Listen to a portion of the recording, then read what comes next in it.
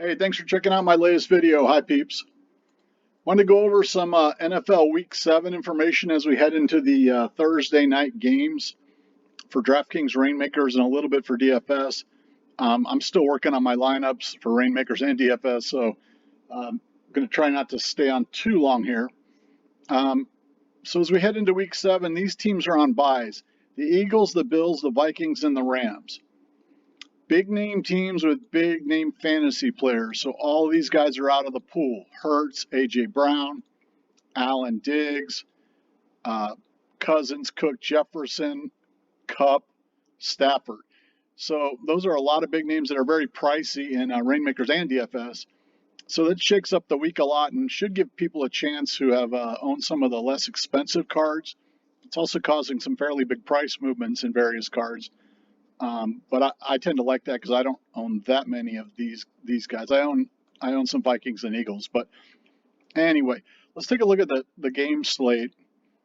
So the Thursday, Sunday, Monday, New Orleans, Arizona, 43.5. Pittsburgh, Miami, 44.5. Pickett maybe starting there. Tua, Dalton. You have to double check on these as the time comes. Bears, Fields, New England, not certain yet. So you might want to check on some of these quarterbacks as we head into it.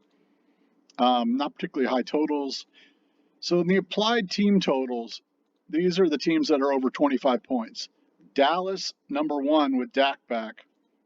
The Chargers, the Bengals, the Raiders, the Ravens, I almost called them the Colts, the Dolphins, the Bucks, and the Chiefs.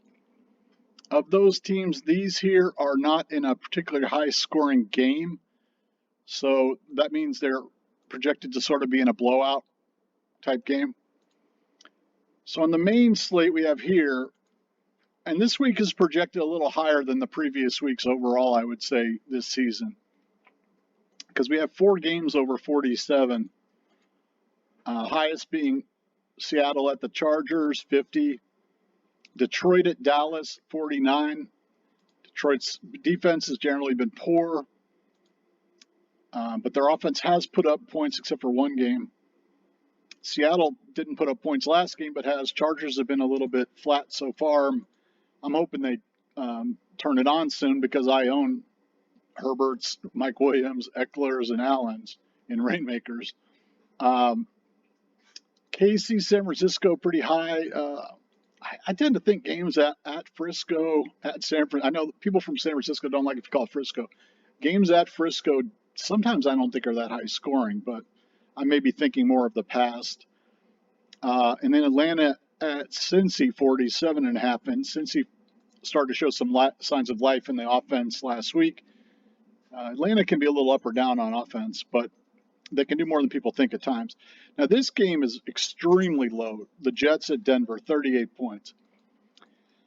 Especially for this early in the season to be that low, I think it's likely a sucker bet because when Vegas is putting it that low and then the betting lines aren't adjusting it, they're basically being like, please take the over. It's so obvious here, take the over. And that probably is a sucker bet, although the Jets offense has been pretty good.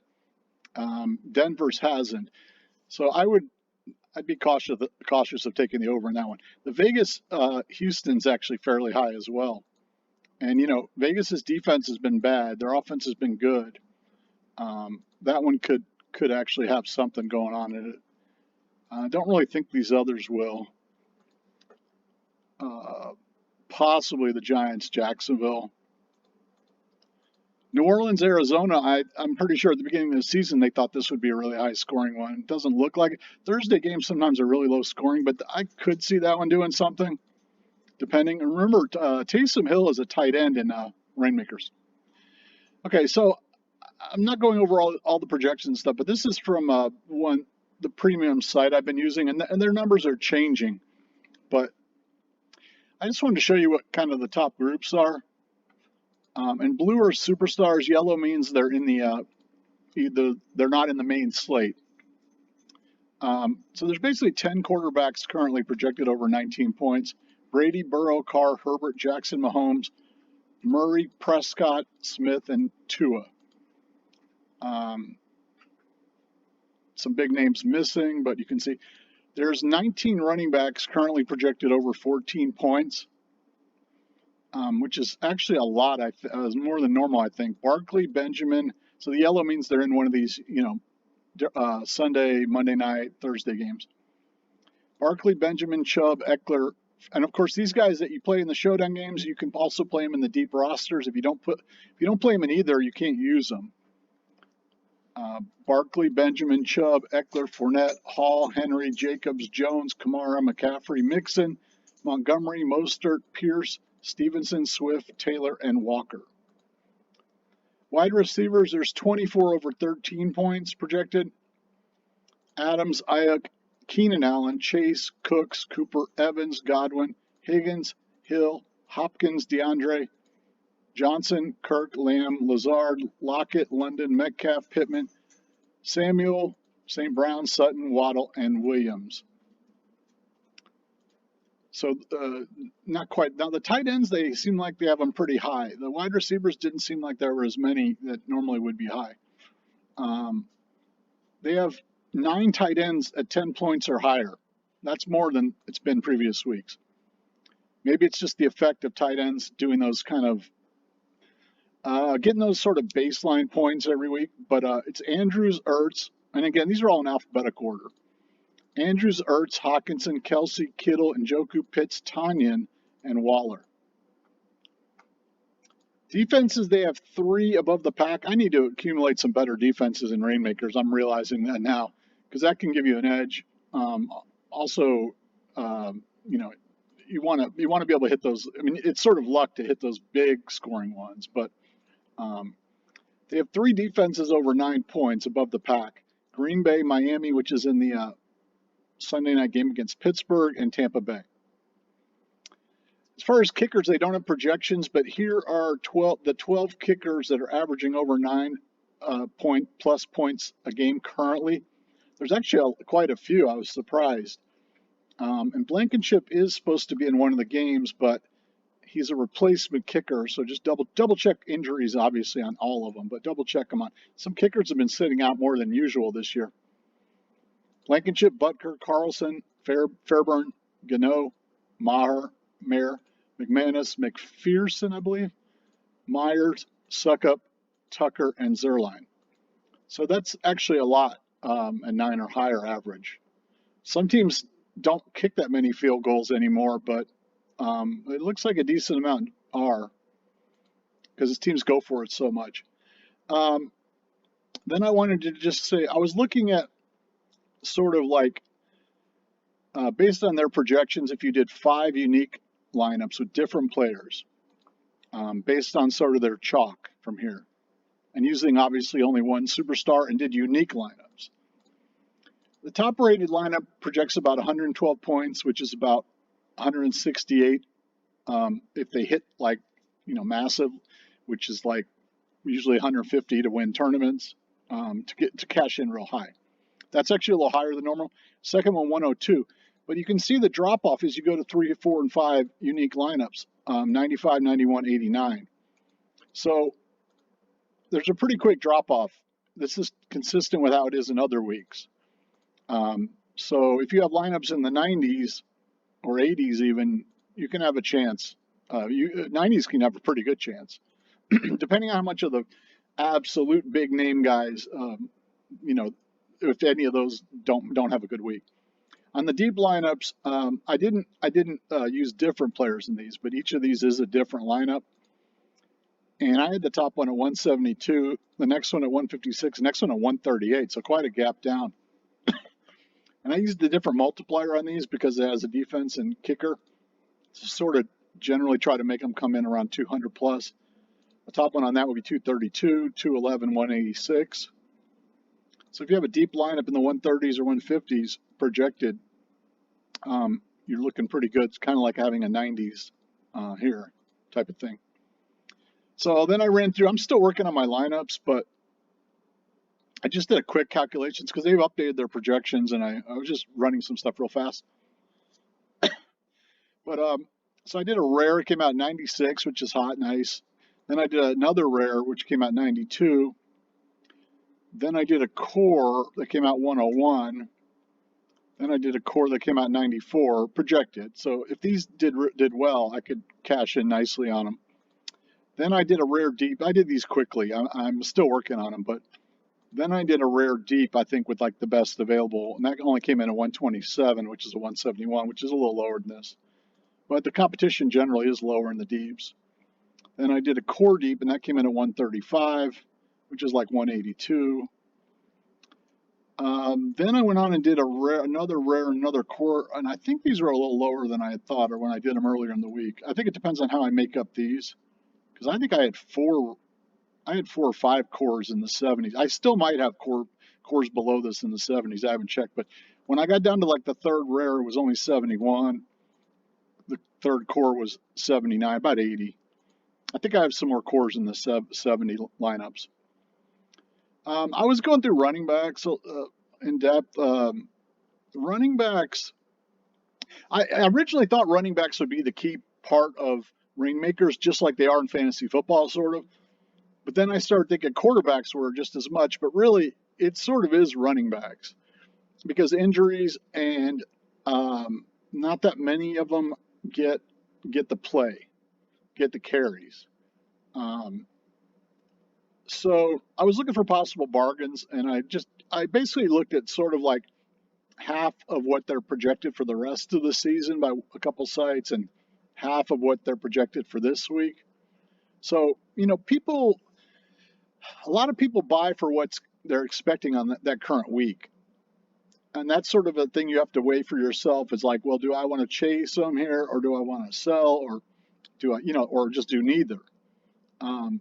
So, like for example, players that have a buy this week aren't that expensive. Jacobs, for example, is going really high because he's projected high, and he's one of the because there's not many running backs this week, and he's projected high, and he was cheap. So I owned 4 Jacobs and 3 core and 1 rare, and I've actually sold 2 of them already. But then I raised my prices on the other ones because I'm like, well, if you really want these at this point, pay up. Hopefully I won't regret it, but we'll see. I mean, hopefully I won't regret not selling them all, especially the rare one. But we'll see.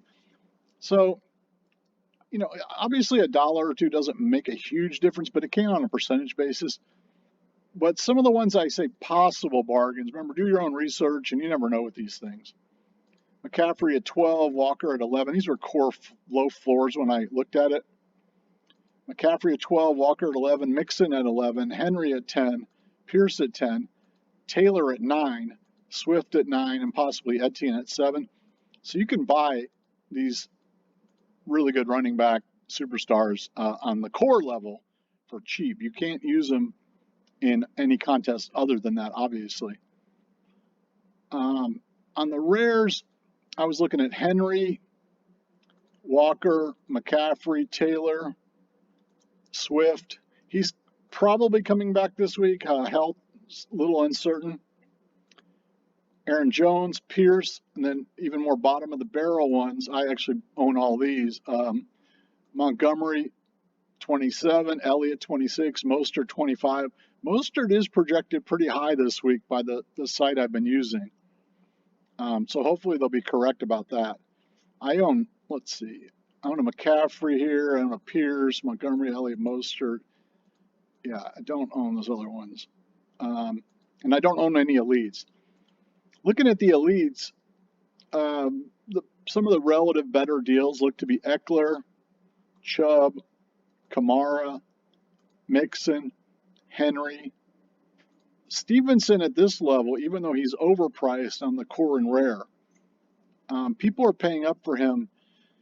But you got to remember, Harris is going to come back soon, I think, and Belichick, I don't know, he spreads things around, so we'll see on him. But on this level, he's relatively not too bad. And Pierce, I think Pierce is undervalued. He's getting a lot of carries, and he's done pretty well so far. And Walker, too, when you compare him to other rookies and some other similar ones. Swift, it's like the potential when he's coming back. Etienne's starting to ramp it up.